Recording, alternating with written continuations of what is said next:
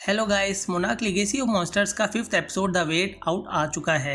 इस एपिसोड में हमें केट के पास्ट के साथ साथ हॉलो अर्थ का हिंट देखने को मिलता है। बाकी टाइटन्स की तो कुछ खास बात होती नहीं है इस एपिसोड में, और एपिसोड बस ठीक ठाक ही था। साथ ही इस एपिसोड की स्टोरी 2014-15 के आसपास ही रहती है। बाकी स्टोरी की बात करने से पहले हेलो गाइस, मेरा नाम है निहाल और आपका स्वागत है एनीथिंग हिंदी में। और आज हम करने जा रहे हैं मोनार्क लीगेसी ऑफ मॉन्स्टर्स के 5th एपिसोड का breakdown. So without wasting any more time, let's get started.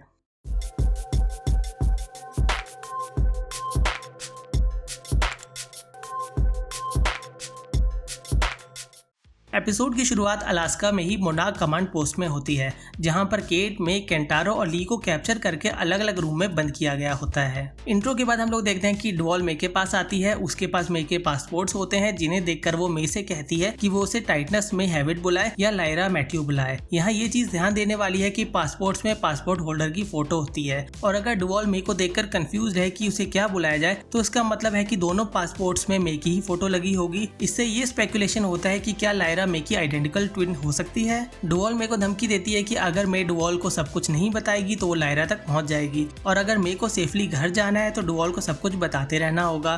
फिर डुवॉल अपना नंबर मे के पास छोड़कर चली जाती है। यहाँ पर कंट्रोल रूम में टिम अपनी बॉस को समझाता है कि केट और केंटारो रेंडा फैमिली से हैं और मोनार्क उन्हीं की लीगेसी है, इसलिए उन्हें बंद करके नहीं रखना चाहिए। वो ये भी कहता है कि केट, केंटारो और मे हिरोशी रेंडा को ढूंढ रहे हैं, इसलिए अगर उन्हें जाने दिया जाए तो उन्हें ट्रैक करके और फॉलो करके ये लोग भी हिरोशी रेंडा तक पहुंच सकते हैं, जिस पर उनकी बॉस एग्री करती है। अगले सीन में टिम, केट, केंटारो और मे को अलास्का एयरपोर्ट में छोड़ने आते हैं। उनको टोक्यो जाने के लिए पासपोर्ट देते हैं और घर जाने को कहते हैं, और ये भी कहते हैं कि इस बार तो उन्होंने उनकी जान बचा ली, पर अगली बार नहीं बचा पाएंगे। टिम इस तरह से बोलते हैं कि जैसे कि वो केट, मे, केंटारो को अपनी इन्वेस्टिगेशन कंटिन्यू करने का याद दिला रहे हों। पर एयरपोर्ट के अंदर जाने के बाद केट, मे और केंटारो टोक्यो जाने की जगह अपने फादर को ढूंढने का डिसाइड करते हैं, जिसके लिए और हिंट्स के लिए वो लोग अपने फादर के सैन फ्रांसिस्को वाले ऑफिस में जाने का डिसाइड करते हैं। इसके बाद हम लोग मोनार्क के कमांड पोस्ट में ली शॉ को देखते हैं, जिन्हें उनकी बिलरांडा और म्यूरा की एक पुरानी फुटेज प्रोजेक्टर के थ्रू दिखाई जाती है। ऐसा मोनार्क वाले ली शॉ को इमोशनली ब्रेक करने के लिए करते हैं, और इसलिए भी करते हैं जिससे उन्हें एक तरह से बताया जाए कि उन्हें मोनार्क के साथ लॉयल रहना चाहिए, क्योंकि वो खुद मोनार्क के फाउंडर में से एक हैं। एक सीन में तो उन्हें लिटरली फुटेज वाले ली शॉ की इमेज के ऊपर दिखाया जाता है, हम ऑडियंस को दिखाने के लिए कि भले ही दोनों ली में टिकेट्स का अंतर हो, पर पर्सन सेम ही है। इसके बाद उसी रूम में टिम और डुवॉल की बॉस आती है, जिन्हें ली डिप्यूटी डायरेक्टर वर्डुगो कहकर बुलाते हैं, और यहाँ हमें पहली बार इनका नाम नेटालिया वर्डुगो जानने को मिलता है। वर्डुगो ली से इंटेरोगेशन शुरू करती है।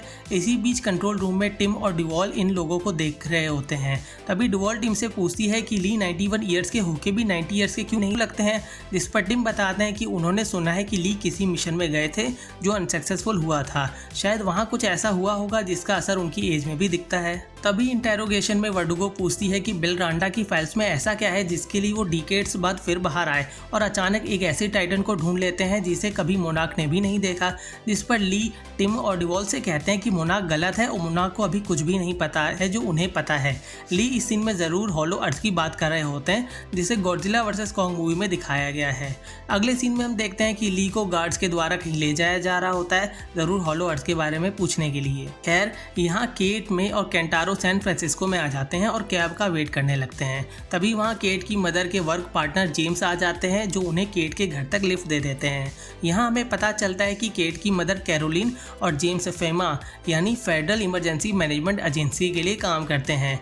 जिन लोगों के घर गॉडजिला के अटैक की वजह से डिस्ट्रॉय हो गए होते हैं, फेमा उनको अल्मीडा पॉइंट में रहने के लिए घर देता है, जिनमें से एक घर केट का भी होता है, और घर चलाने के लिए केट की मदर कैरोलिन फेमा में वॉलंटियर करती है। केट अपनी मदर कैरोलिन को फाइनली मे और केंटारो से इंट्रोड्यूस करती है और बता देती है कि केंटारो हिरोशी का दूसरा बेटा है। फाइनली कैरोलिन भी इस बात को एक्सेप्ट कर लेती है कि उनके हस्बैंड हिरोशी उन्हें चीट कर रहे थे, लेकिन यहाँ ये बात हमें पता चलती है कि कैरोलिन को पहले से भी आइडिया होता है कि हिरोशी उन्हें चीट कर रहे थे, और इस बात का पता लगाने के लिए ही कैरोलिन ने केट को टोक्यो भेजा होता है। कैरोलिन कहती है कि गॉडजिला अटैक के ट्रॉमा की वजह से केट अपने आप को एक कमरे में बंद कर लेती है और डिप्रेशन में चली जाती है, इसलिए वो केट को टोक्यो भेजती हैं, जिससे केट मूव ऑन भी कर सके और हिरोशी के चीट करने का पता भी लगा सके। खैर, तभी केट अपने फादर के ऑफिस में और हिंट्स के लिए जाने का डिसीजन लेती है।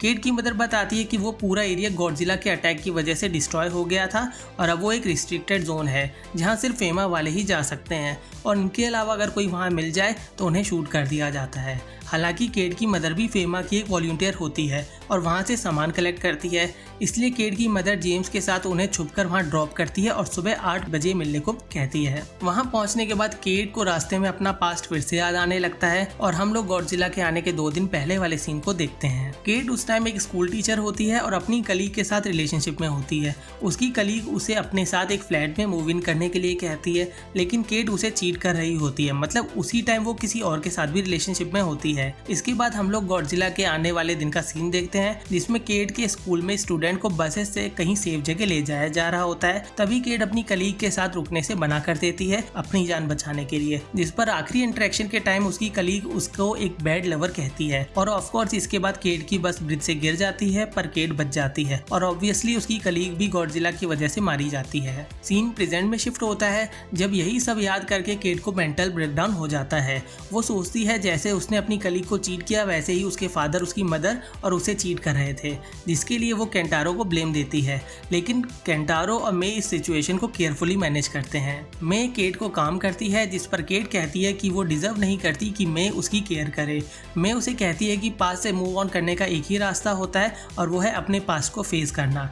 तभी केंटारो वहाँ आता है और बताता है कि उसने वहाँ से बाहर निकलने और हिरोशी के ऑफिस जाने का रास्ता ढूंढ लिया है। और ये सीन इस एपिसोड के टाइटल द वे आउट को बहुत अच्छे से एक्सप्रेस करता है। यानी एक तरफ केट अपने पास्ट से मूव ऑन करने और डिप्रेशन से बाहर आने के लिए अपने पास्ट को फेस करती है और उसी बीच केंटारो भी वहाँ से बाहर निकलने का रास्ता ढूंढकर उनके पास आता है। उसके साथ ही द वे आउट एक तरह से इन लोगों का मोनाक से बाहर निकलना भी दर्शाता है। खैर, यहाँ से निकलकर ये तीनों हिरोशी के ऑफिस पहुँचते हैं जहाँ इन लोगों को एक मैप मिलता है और केंटारो उस मैप को देखते ही वॉल से हटा देता है, ये सोचकर कि टोक्यो के ऑफिस की तरह ही वहाँ भी कोई सेफ होगी उसके पीछे, पर ऐसा कुछ नहीं होता।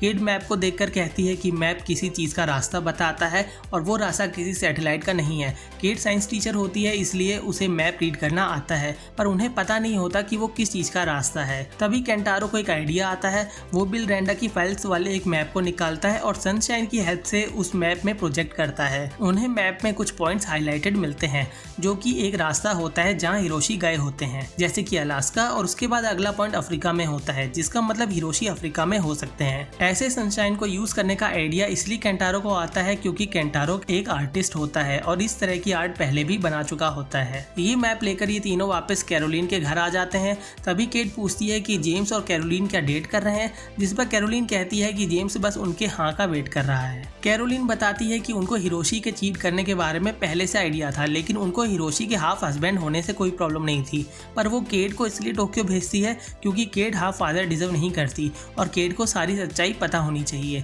खैर, केट कैरोलिन को बताती है कि हिरोशी शायद अभी जिंदा है और उन्हें ढूंढने के लिए इन लोगों को अफ्रीका जाना होगा। ये सब ठीक चल रहा होता है कि तभी मे अकेले में जाकर डुवॉल के दिए हुए नंबर पर कॉल करती है और उन्हें सब बता देती है क्योंकि मे को घर जाना होता है। और साथ ही हम लोग ये भी समझ सकते हैं कि डुवॉल ने मे को ब्लैकमेल किया होता है कि अगर वो सब कुछ उनको नहीं बताएगी तो वो लोग लायरा के घर तक पहुंच जाएंगे, जो कि ऑफकोर्स मे नहीं चाहती। तो इसलिए आखिर में मे भी एक तरह से केट और केंटारो को चीट कर ही देती है और ये एपिसोड यहीं पर एंड हो जाता है। ओवरऑल इस एपिसोड में मॉन्स्टर्स की लेगेसी का तो पता नहीं, पर रैंडा फैमिली की लेगेसी के बारे में ज़रूर दिखाया गया है। एक तरफ हिरोशी अपनी दोनों फैमिलीज़ को चीट कर रहे होते हैं और साथ ही किसी रीज़न से मोनाक को भी चीट कर रहे होते हैं। फिर हमें पता चलता है कि केट भी अपने पास में अपनी कलीग को चीट कर रही होती है। फिर केट की मदर भी जेम्स को डेट कर रही होती है और स्पेकुलेशन तो ऐसे भी है कि केट की ग्रैंड मदर म्यूरा भी ली शॉ के साथ मिलकर बिल रैंडा को चीट कर रही थी।